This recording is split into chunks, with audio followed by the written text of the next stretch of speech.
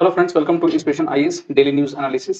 आज हम third, fourth, fifth and 6 April का कॉम्प्रिहेंसिव न्यूज एनालिसिस करेंगे, जो होगा हिंदू, इंडियन एक्सप्रेस, पीआईबी और असम ट्रिब्यून न्यूज़पेपर से। जो बच्चे यूपीएससी और अदर स्टेट पीसीएस के लिए प्रिपेयर कर रहे हैं, वो हमारे वेबसाइट www.inspirationies.org पर विजिट करके इस लेक्चर के पीडीएफ को डाउनलोड कर सकते हैं और बाकी स्टडी मटेरियल्स को भी आप वहां से डाउनलोड कर सकते हैं।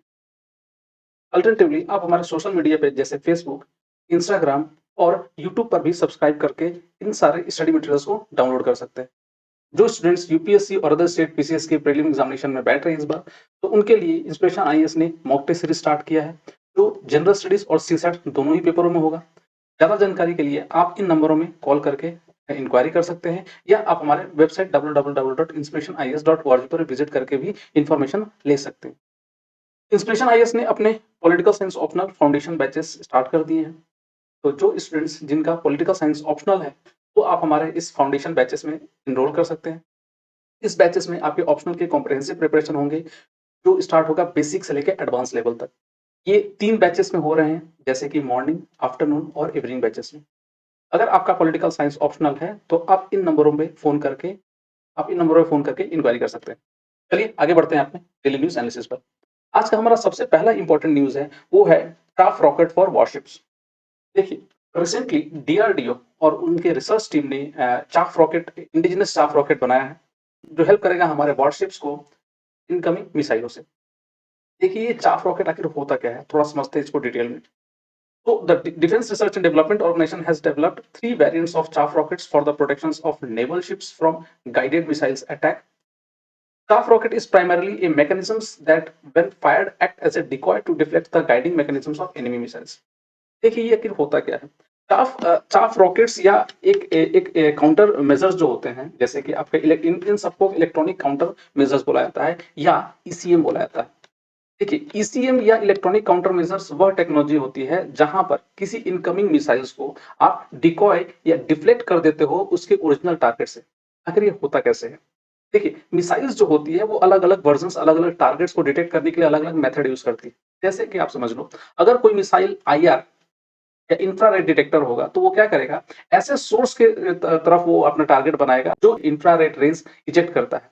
जैसे कि आपके जितने भी रॉकेट्स, जितने भी आपके एयरक्राफ्ट्स या जो शिप्स वगैरह होते हैं, जिनके आफ्टर बर्नर या जिनके जो बर्नर वगैरह होते हैं, उनसे बहुत ज्यादा हीट रिलीज होता है, और वो बेसिकली वैसे मिसाइल उस हीट से सोर्स को डिटेक्ट करती है और वहां पर आकर उसको अटैक करती है। ऐसा ही और भी हमारे जो जैसे वारशिप्स वगैरह होते हैं, उनको भी कुछ ऐसे मिसाइल्स होती हैं जो आईआर इंफ्रारेड सीकर होती है और वो उनको आके डिटेक्ट करती है। सो अगर आप सपोज करिए यहाँ पर कोई अगर शिप्स है या एयरक्राफ्ट है, वो बहुत ज्यादा हीट रिलीज करता है, तो ये शिप या एयरक्राफ्ट करता क्या है, अपने पास से कुछ ऐसे जैसे ऐसे डिवाइसेस या ऐसे जैसे मैग्नीशियम वगैरह के फ्लेयर्स रिलीज करता है, जो हवा में बहुत तेज जलते हैं, और वो एक इस एयरक्राफ्ट से ज्यादा गर्मी यहाँ यहाँ पर प्रोड्यूस करते हैं, जिसके चलते वो मिसाइल्स क्या होगा, इस एयरक्राफ्ट को टारगेट ना करके इन सब छोटे छोटे पैलेट्स के ऊपर आके टारगेट करेगा और वो वहीं पर डिस्ट्रॉय हो जाएगा। तो ध्यान रखिएगा, ये पैसिव काउंटर मेजर्स है, ये अपने आप को बचाने का तरीका है। ये अलग-अलग डिवाइसेस अलग-अलग एयरक्राफ्ट में और वारशिप्स में लगाए जाते हैं। तो जैसे कि जो मिसाइल्स होती है, या तो आईआर सीकर होगा, या अदर डिवाइसेस जैसे कि रडार सिग्नेचर को भी डिटेक्ट करता है कोई-कोई मिसाइल्स। तो वैसे मिसाइल्स को डिकॉय करने के लिए डीआरडीओ ने इंडिजिनस चाफ टेक्नोलॉजी बनाया है। चाफ टेक्नोलॉजी बेसिकली अगर देखा जाए, तो ये कहीं न कहीं बेसिकली देखा जाए, ये कहीं न कहीं एक एडवांस मेथड होता है हीट सीकिंग डिवाइसेस से, जिसमें इसमें शॉर्ट रेंज या जो ऐसे मिसाइल्स जो रडार सिग्नेचर्स के ऊपर में बेस्ड होते हैं, उनको डिफ्लेक्ट करने में हेल्प करता है। The Ministry of Defense on Monday said that DRDO facilities Defense Laboratory Jodhpur has indigenously developed 3 variants of this critical technology. कौन-कौन सा? एक medium range chaff rockets, short range chaff rocket और long range chaff rocket बनाया है। The short range, medium range and long range chaff rocket meeting the Navy's qualitative requirement. Next ये जो chaff rocket होता है, the chaff are design to operate in a frequency band of 2 to 18 gigahertz. जैसे हम कह रहे थे कि ये जो चाफ रॉकेट होगा ये आपके रडार सिग्नेचर के ऊपर में काम करता है और ये 2 से 18 गीगाहर्ट्ज के रेंज तक ये चाफ रॉकेट काम करेगा। एंड क्या ये जो चाफ रॉकेट होगा ये जब हवा में रिलीज होने के बाद एक रडार क्रॉस सेक्शंस बनाएगा जो फ्यू मीटर्स के होंगे और वो मिसाइल्स को डिकॉय या डिफ्लेक्ट करने में काफ़ी ज़्यादा हेल्प करेंगे। जैसे कि अगर उस मिसाइल को कन्फ्यूज़न होगा कि यहाँ पर बहुत बड़ा रडार सिग्नेचर है, तो वहाँ पर जाके वो अटैक करेगा, ना कि वो एक्चुअल जहाज़ के ऊपर। जैसे कि ये चाफ रॉकेट जैसे ही रिलीज़ होगा, ये जो डिवाइस, ये जो सपोज़ करिए ये जो आपका जो ओरिजिनल टारगेट है, वो यहाँ से चाफ रॉकेट रिलीज़ हुआ और यहाँ पर एक बहुत बड़ा रडार क्रॉस सेक्शन बनाएगा।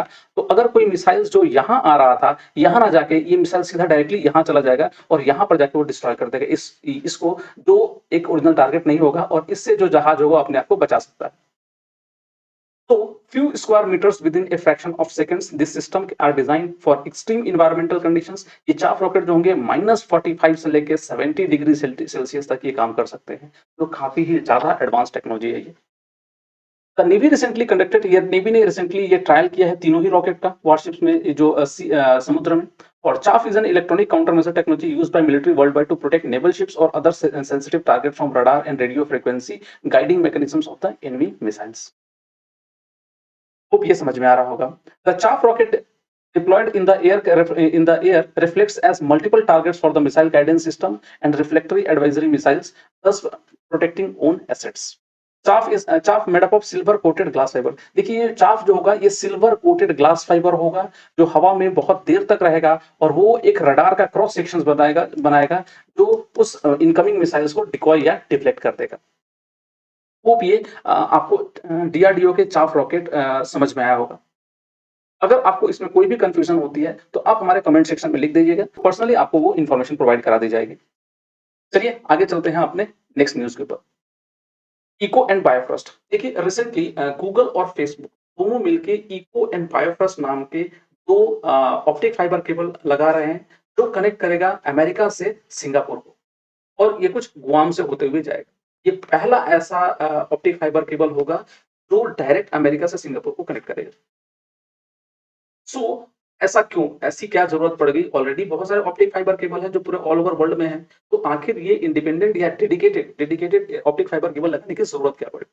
देखिए, फेसबुक और गूगल जो अभी फेसबुक के जो सीईओ हैं, वो कह रहे थे कि आने वाला ये जो पैंडेमिक जो हुआ था, उसमें सोशल मीडिया ने बहुत ज़्यादा रोल प्ले किया था, लोगों को कनेक्ट करने के लिए, जहाँ पर बसेस वगैरह, ट्रेन, एयरक्राफ्ट सब बंद थे। तो सोशल मीडिया ही एक ऐसा साधन था, जहाँ से लोग अपने आप को कनेक्ट कर सकते थे। तो हो सकता है ऐसे पैंडेमिक फ्यूचर में भी हो और उस सिचुएशंस में हमें एक ऐसे डिपेंडेंट हमें एक ऐसा इंडिपेंडेंट और ट्रस्टवर्दी नेटवर्क चाहिए जो दुनिया को या डिफरेंट डिफरेंट कॉन्टिनेंट्स को कनेक्ट कर सके। और इसी का पहला स्टेप्स है आपका ये इको एंड बायोफ्रॉस्ट। ये गूगल और फेसबुक दोनों ही मिलकर लगा रहे हैं। जैसे कि the Facebook and Google are planning to undersea internet cables named Echo and Bifrost to connect the US to Singapore and Indonesia. Echo will run from Eureka California to Singapore. यहाँ पर एक जगह है यूरेका नॉर्थ अमेरिका में, वहां से जो California reason में पड़ता है to Singapore with a stop over in Guam and there to in Indonesia. ठीक है, मतलब गुआम से लेके सिंगापुर, पहले नॉर्थ अमेरिका, फिर गुआम, फिर सिंगापुर और वहां से इंडोनेशिया को कनेक्ट करेगा। Google is only investing in Echo, जैसे कि गूगल जो है सिर्फ इको में इन्वेस्ट कर रहा है, जबकि फेसबुक इन्वेस्टिंग इन बोथ, दोनों ही केवल में फेसबुक इन्वेस्ट कर रहा है। इसके यूज क्या होंगे? द करेंट कोविड-19 pandemic across the globe has increased the need for the reliable internet access.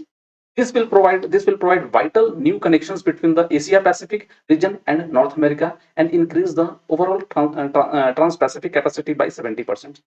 तो ये कोविड या पैंडेमिक के सिचुएशन में काफी ज्यादा हेल्प करेगा।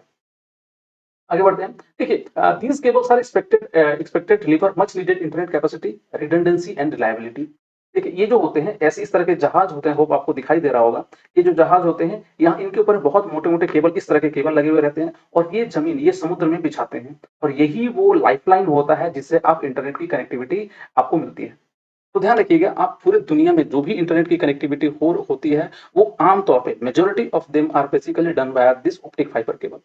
ये ऑप्टिक फाइबर केबल ही होते हैं जो बहुत इंपॉर्टेंट, या जो दुनिया भर की पूरी जो इंटरनेट की कम्युनिकेशन होती है, इनके थ्रू ही होती है।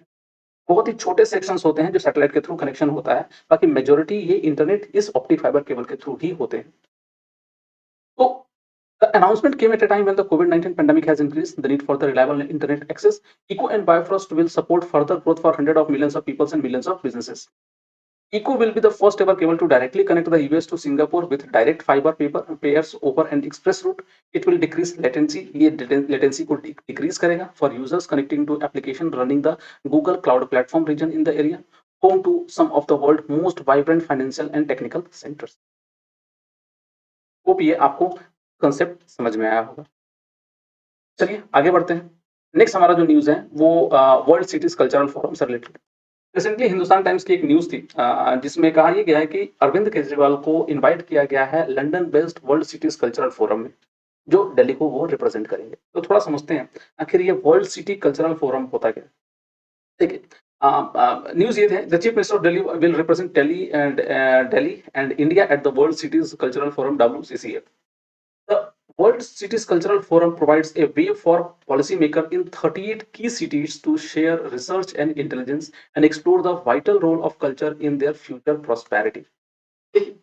वर्ल्ड सिटी कल्चरल फोरम एक ऑर्गेनाइजेशन है जो 38 की सिटी बड़े बड़े शहरों के एक समूह है या ग्रुप है जो बेसिकली डिटेक्ट या कंसल्ट करते हैं या डिस्कशन करते हैं फ्यूचर में जो भी कल्चर क्या रोल प्ले करेगा सिटीज के डेवलपमेंट में और सिटीज को हम लोग कैसे और प्रॉस्पेरस बना सकते हैं।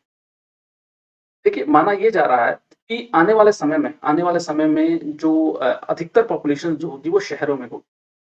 तो शहर के जो कल्चर्स और उनके उनको कैसे वो कल्चर हमें हेल्प कर सकते हैं या कैसे वो कल्चर फ्यूचर जनरेशंस को प्रॉस्पेरिटी की तरफ ले जाएंगे, ना कि प्रॉस्पेरिटी की तरफ ले जाएंगे। और इसके लिए पूरी प्लानिंग वगैरह ये सब यही सिटीज ये ऑर्गेनाइजेशन ये कल्चरल फोरम करता है, जो इसमें बहुत सारे जो स्टेक होल्डर्स होते हैं उनसे डिस्कशंस होती है और ये हर बार कुछ ना कुछ नया रिपोर्ट्स ये लोग रिलीज करते हैं। तो the member cities it has 43 participating member. ये 43 पार्टिसिपेटिंग मेंबर्स होते हैं which include cities like London, Hong Kong, Amsterdam, Edinburgh, Lisbon, San Francisco, Shanghai etcetera. And Delhi is invited this year but it is not a part of the member cities. ध्यान रखिएगा दिल्ली इसका part ही है।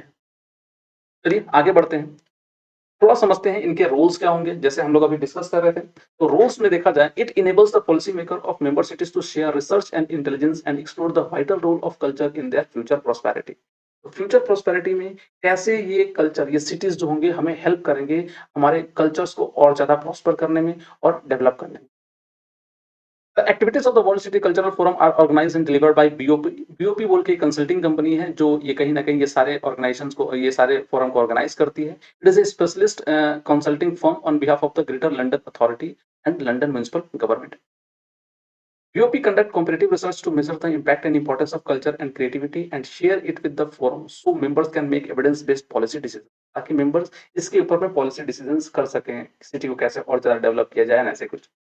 As urban population grows, so does the pressure on leaders to maintain their cities, attract businesses and skilled jobs, and stay resilient and adaptable in the face of changes. WCGF members share the belief that culture is the key to their future as sustainable urban centers, and BOP conduct comparative research to measure the impact and importance of culture and creativity, and share it with the forum so members can make evidence-based policy decisions। तो member ताकि evidence based policy decisions को कर सकें या उसको एक effective cities का management और उसके ग्रोथ में हेल्प कर सके और उनको आइडिया मिल सके इसमें। ये वर्ल्ड सिटी कल्चरल फोरम कुछ रिपोर्ट्स को भी रिलीज करता है जो यूपीएससी हो सकता है पूछे, जैसे कि culture and climate change report, world city culture report, culture and sustainability handbook, making space for culture, world city cultural finance report. तो ये कुछ रिपोर्ट है जो world city culture forum release करता है। वो भी एक कंसेप्ट आपको क्लियर हुआ होगा। चलिए अपने अगले न्यूज पे चलते हैं। अगला जो न्यूज है वो है अंबोली बायोडाइवर्सिटी हेरिटेज साइट। देखिए महाराष्ट्र के सिंधुदुर्ग डिस्ट्रिक्ट में अंबोली जो वेस्टर्न घाट रीजन में पड़ता है उसको एक बायोडाइवर्सिटी हेरिटेज साइट डिक्लेयर कर दिया गया है महाराष्ट्र गवर्नमेंट द्वारा। Maharashtra government declared an area at Amboli in Western Ghat in Sindhudurg district where a rare freshwater fish species Cichustura hiranyakeshi was discovered as a biodiversity heritage site। यहाँ पर एक मछली जो फिश आपको दिख रही है ये फिश स्पीसीज है जो फ्रेश वाटर में मिलती है जिसका नाम है चिस्तूरा हिरण्यकेशी। ये जो है it is a rare subspecies of Schistura and the fish was named after the Hiranyakeshi river. यहाँ पर हिरण्यकेशी रिवर फ्लो करती है जिसके नाम पर ये रखा गया है, जो अंबोली विलेज से होते हुए गुजरती है। तो Cichestura is a small and colorful fish that lives in water and stream in a abundance of oxygen। जिस पानी में ऑक्सीजन ज़्यादा होता है, वहीं पर ये मछली मिलती है। तो इससे मालूम चलता है कि यहाँ पर जो वाटर है, उसकी क्वालिटी काफ़ी अच्छी है। The Indian state government can notify the biodiversity heritage site in consultation with the local governing body under section 37 of Biodiversity Act 2002। तो लोकल जो स्टेट गवर्नमेंट होती है, वो बायोडायवर्सिटी हेरिटेज साइट को डिक्लेयर कर सकती है under section 37 of biological diversity act of 2002। चलिए आगे बढ़ते हैं। अर्लियर महाराष्ट्र गवर्नमेंट ने इसी रीजन में और भी हेरिटेज साइट डिक्लेयर किया है, जैसे कि glory of Allapalli in Gadchiroli district, Landor Khori park in Jalgaon, Ganesh Khind in Pune and Myristica swamp vegetation in Sindhudurg district as biodiversity heritage site. तो ये इंपॉर्टेंट है, हो सकता है यूपीएससी आपसे पूछे ये कंसेप्ट कौन कौन से रिसेंटली जो महाराष्ट्र गवर्नमेंट ने डिक्लेयर किया heritage site. The discovery of the freshwater fish species were published in the international journal of ichthyology in October 2020। तो ये जो फिश की जो डिस्कवरी हुई है, ये इक्थियोलॉजी जर्नल ऑफ इक्थियोलॉजी अक्टूबर 2020 में इसको पब्लिश किया गया था और ये फिशेस इस रीजन में काफ़ी ज़्यादा मिलती है। होप ये कंसेप्ट आपको क्लियर हुआ होगा। आज के लिए इतना ही। कल हम फिर मिलेंगे डीएनए के एक दूसरे सेगमेंट में। तब तक के लिए शुक्रिया। होप आपको हमारा ये इनिशिएटिव अच्छा लग रहा होगा। ऐसे और वीडियोज़ के लिए आप हमारे इंस्पिरेशन आईएएस लाइव चैनल को सब्सक्राइब कर सकते हैं और बेल आइकन को भी प्रेस कर दीजिएगा ताकि हमारे सारे नए वीडियोज़ की नोटिफ़िकेशन आपको मिलती रहे।